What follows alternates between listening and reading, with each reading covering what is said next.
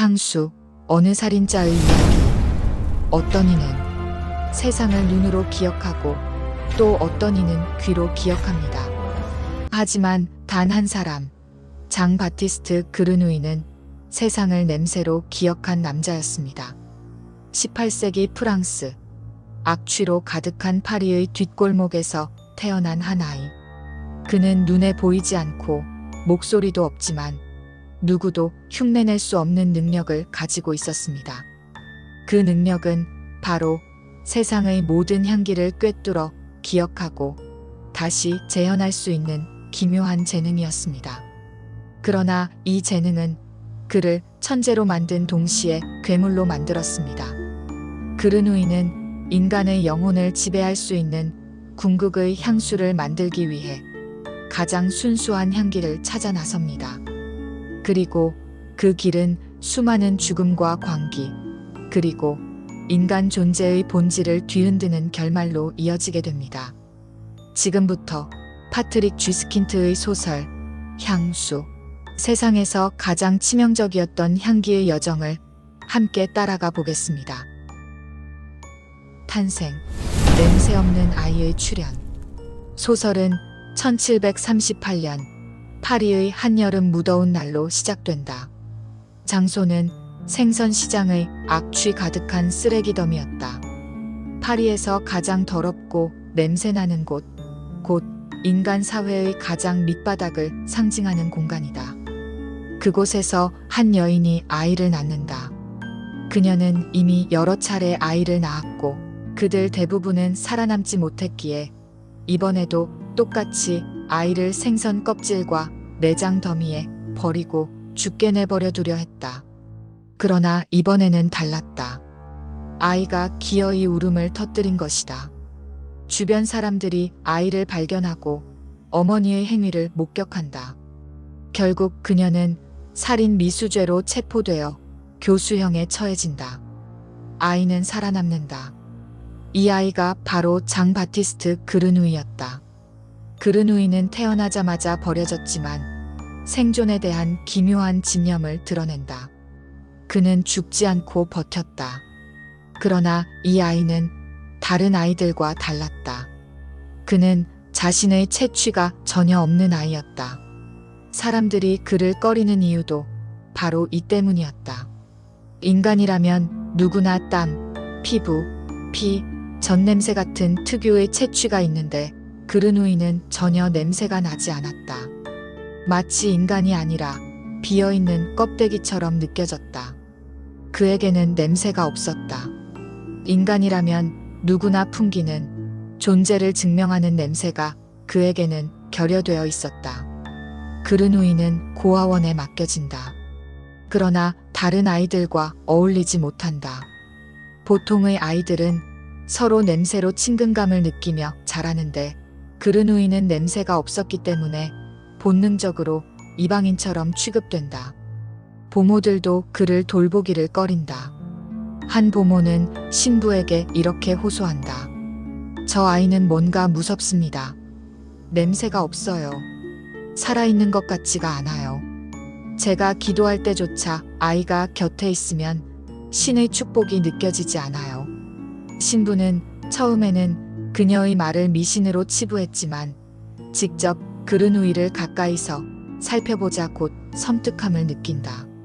다른 아이들과는 달리 그르누이에게서는 아무런 인간적인 온기나 향이 없었던 것이다. 결국 신부는 보모의 호소를 받아들이고 아이를 다른 곳으로 보낸다. 그르누이는 이런 식으로 여러 위탁 가정을 전전한다. 그러나 어디에서도 사랑이나 보호를 받지 못한다. 그는 늘 버림받은 자, 괴물 같은 아이로 여겨졌다. 하지만 그에게는 살아남는 능력이 있었다. 전염병이 퍼져도 끄떡없고 굶주림에도 불구하고 살아남았다. 마치 벌레나 곰팡이처럼 환경에 구속받지 않고 끈질기게 버티는 생명력이었다. 그리고 무엇보다 그는 세상을 향기로 이해하고 있었다. 언어나 개념을 배우기 전부터 그는 모든 것을 냄새로 구분하고 기억했다. 길거리의 흙, 나무, 사람들의 땀, 부패한 고기, 빵집에서 풍기는 밀가루 냄새. 그는 그 모든 향을 머릿속에 저장했다. 그의 기억은 거대한 냄새의 도서관이었다. 다른 아이들이 말을 배우는 동안 그르누이는 향기의 언어를 배우고 있었던 셈이다. 그는 냄새로 세상을 읽었다. 사람들이 이름으로 부르는 사물들을 그는 향으로 구별했다. 그것은 언어보다 더 완벽한 지식이었다. 소녀의 향기, 첫살인. 어느 여름날 저녁, 13세 무렵의 그르누이는 파리의 골목길을 걷다. 세상에서 처음으로 순수하고 황홀한 향기를 맡는다. 그것은 과일을 손질하던 붉은 머리의 소녀가 풍기는 채취였다. 그 향기는 지금껏 경험한 어떤 냄새와도 달랐다.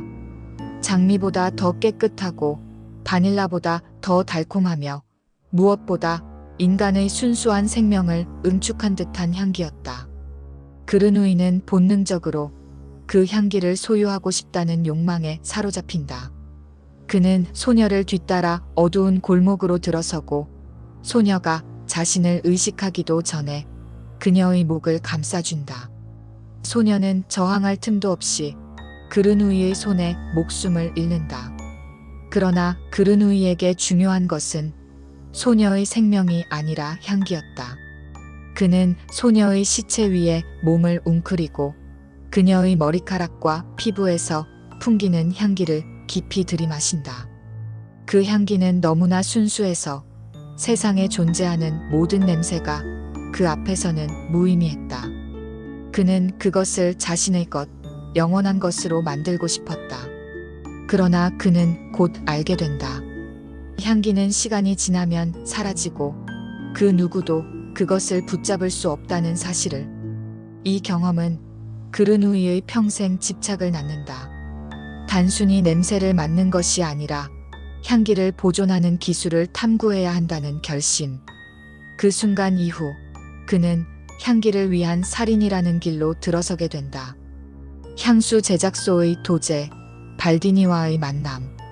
첫살인 후 그르누이는 향기를 어떻게 보존할 수 있을까라는 집착에 빠진다. 그러던 중 그는 파리에서 쇠락해가는 향수장인 주세페 발디니를 찾아가게 된다. 발디니는 한때 이름난 향수 제작자였으나 이제는 창의력도 사라지고 시대의 변화에도 뒤처진 인물이었다. 그는 경쟁자들의 신제품에 밀려 초조해하며 늘 옛날이 좋았다는 푸념만 늘어놓는 인물이었다.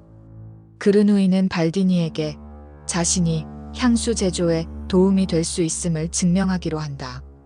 발디니는 그를 비웃었으나 그르누이는 단숨에 발디니가 흉내조차 못 내던 유명한 향수를 정확히 재현해낸다. 그리고는 새로운 조합으로 전혀 다른 향수까지 창조한다. 발디니는 경악한다. 내 놈은 도대체 어디서 이런 지식을 배웠느냐? 저는 그냥 맡았을 뿐입니다. 제 안에는 모든 냄새가 있습니다. 그르누이의 재능은 단순히 기술이 아니라 후각의 천재성 그 자체였다.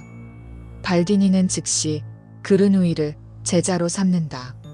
발디니 밑에서 그르누이는 향수 제작의 기본 원리를 배운다. 증류, 압착, 혼합, 알코올을 통한 보존법. 그르누이는 인간이 향기를 다루는 방식을 과학적으로 익히며 마침내 향수를 예술적 창조물로 바라보게 된다. 하지만 동시에 그는 한계를 깨닫는다. 발디니가 가르쳐주는 모든 기술은 꽃, 열매, 나무 같은 자연물의 향기는 보존할 수 있었지만 살아있는 인간의 채취, 특히 그가 탐한 붉은 머리 소녀의 향기는 결코 담아낼 수 없었다.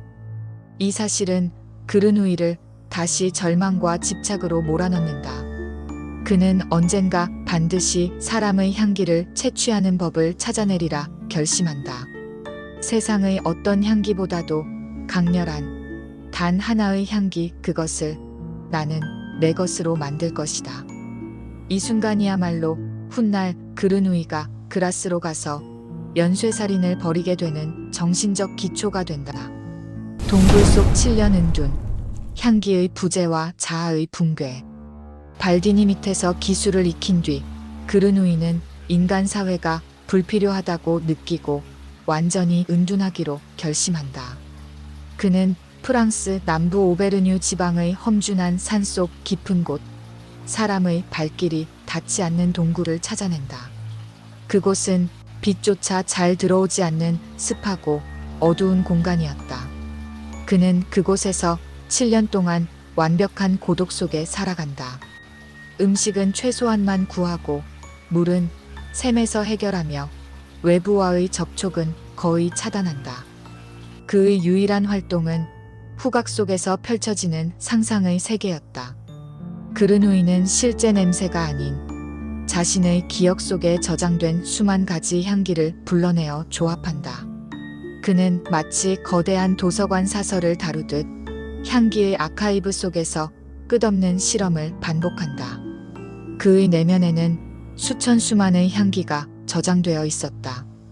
그는 그것들을 꺼내 섞고 분해하고 다시 조합했다. 그것은 세상 그 어떤 창조보다 완벽한 것이었다. 이 과정에서 그는 세상과 단절된 채 오로지 향기의 창조자로서 존재했다.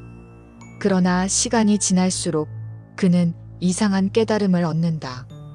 어느 날 그는 스스로를 맡아보려 하지만 아무 향기도 감지되지 않는다. 그제야 그는 충격적인 사실을 깨닫는다. 나에게는 냄새가 없다. 나는 인간이면서도 인간이 아니다. 나는 존재하지 않는 존재다. 그르누이는 절망한다.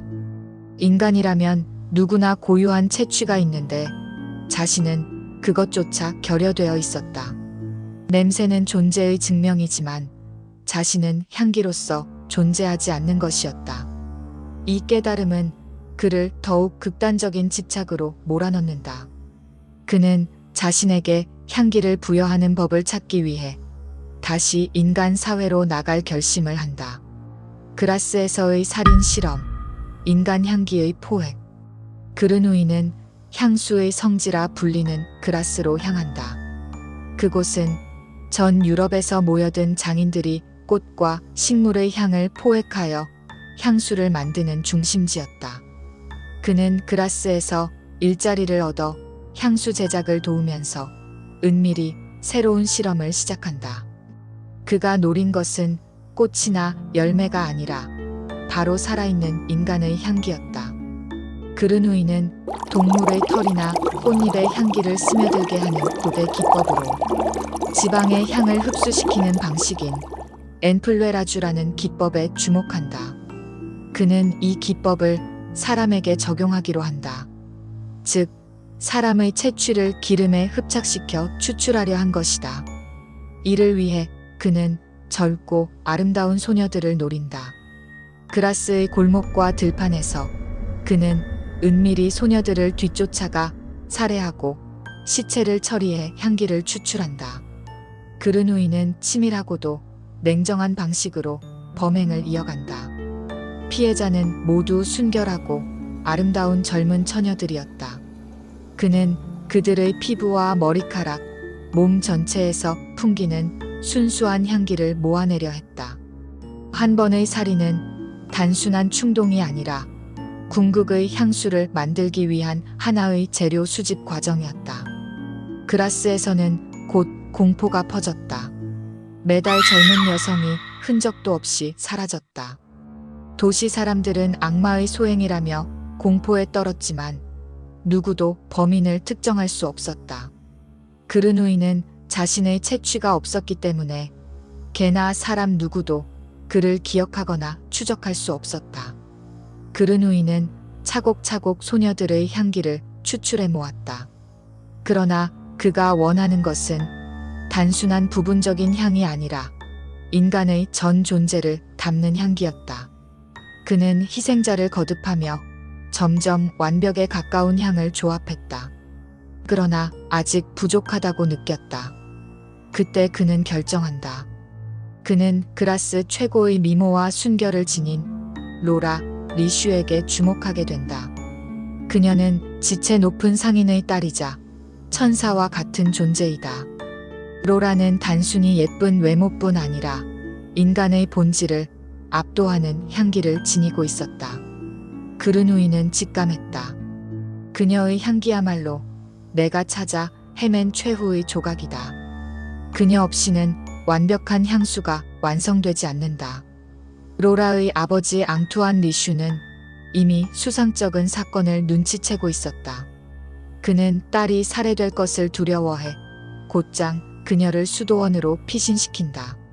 하지만 그르누이는 인간의 흔적과 냄새를 쫓아내듯 집요하게 그녀의 뒤를 추적한다. 결국 로라는 아버지의 보호망을 뚫고 그르누이에게 납치된다. 달빛 아래 그는 조심스레 그녀를 살해한 뒤 향기를 채취한다. 이 장면은 소설 전체에서 가장 충격적이면서도 상징적인 순간입니다. 그르누이는 소녀의 몸을 앞에 두고 황홀경에 빠져 말합니다. 이제 나는 신을 뛰어넘었다. 인간이 결코 가질 수 없는 향기를 내 손에 쥐었다. 이 순간 그르누이는 자신의 삶 전체를 관통하던 결핍과 집착이 해소되는 듯한 환희를 느낍니다. 그러나 동시에 이 살인은 그라스 시민들의 분노를 폭발시키는 결정적 계기가 된다. 소녀들의 잔혹한 죽음에 대한 분노와 공포는 이제 하나의 표적, 즉 그르누이에게 향하게 된다. 로라의 향기를 채취함으로써 그르누이는 마침내 완벽한 향수를 완성한다. 이 향수는 단순히 아름다운 향기를 넘어 인간의 감각과 이성을 마비시키고 그들의 내면 깊숙한 욕망과 사랑을 일깨우는 신적인 힘을 발휘했다. 곧 그르누이는 살인자로 붙잡혀 재판에 넘겨진다. 그라스 광장에는 분노에 찬 시민들이 모여 그에게 사형을 선고하고 공개 처형을 준비한다. 하지만 형장에 오른 순간 그는 천천히 작은 병에서 향수를 꺼내 몇 방울을 공기 중에 흩뿌린다. 그러자 광장은 침묵에 휩싸인다. 사람들은 그 향기에 압도당해 더 이상 증오나 분노를 느낄 수 없었다. 오히려 그르누이를 바라보며 경건한 감정과 사랑을 느꼈다. 어떤 이는 눈물을 흘렸고 어떤 이는 무릎을 꿇었다. 그는 살인자가 아니라 천사였다. 아니, 신의 사자가 분명하다. 심지어 로라의 아버지조차 딸을 죽인 원수를 용서하며 오히려 그르누이를 축복하려 합니다. 군중 전체가 황홀경에 빠져 서로를 껴안고 사랑을 나누며 광장은 거대한 집단적 황홀의 무대로 변해버린다. 그르누이는 이 장면에서 인간 본성의 허약함과 위선을 똑똑히 목격한다. 사람들이 진정한 정의나 도덕이 아닌 단지 향기의 지배에 의해 쉽게 조종당한다는 사실을 깨달았던 것이다. 그는 만족스럽게 생각하지만 동시에 아이러니한 공허감을 느낍니다. 향수를 통해 그는 절대적인 권력과 신적 지위를 얻었지만 정작 자신이 그것을 원하지 않았음을 알게 된다.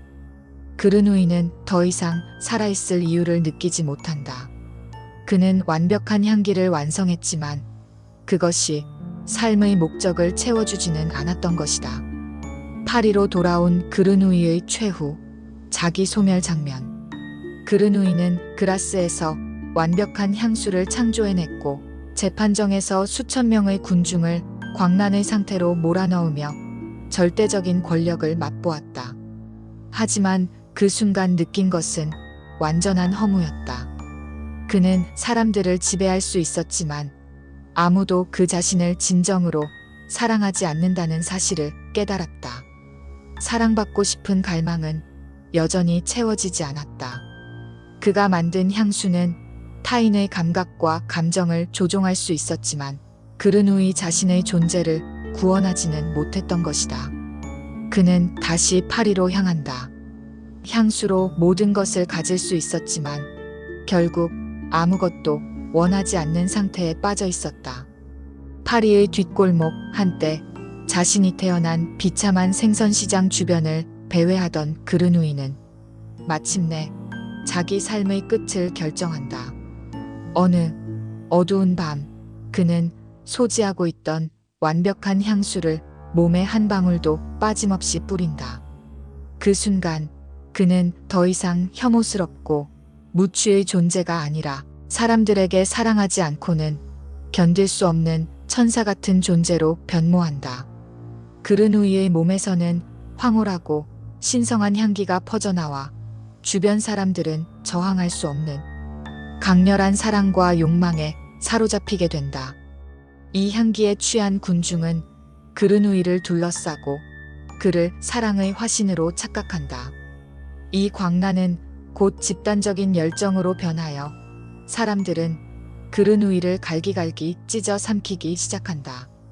누군가는 머리칼을 뜯어갔고 누군가는 살점을 입에 물었으며 누군가는 그의 피를 마셨다. 마치 신의 성체를 나눠 먹듯 사람들은 그르누이를 분해하여 각자의 몸에 받아들였다. 그르누이는 아무런 저항도 하지 않았다.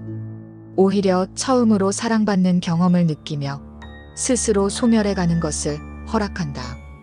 그의 육신은 순식간에 사라지고 남은 것은 아무것도 없었다.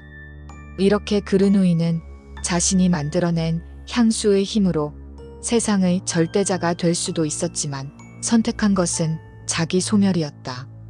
아이러니하게도 태어날 때부터 무취의 인간으로서 아무도 주목하지 않았던 그가 마지막에는 모든 사람에게 갈기갈기 찢겨 완벽히 사랑받으며 사라지는 것을 선택했다. 끝까지 영상 시청해 주셔서 감사합니다.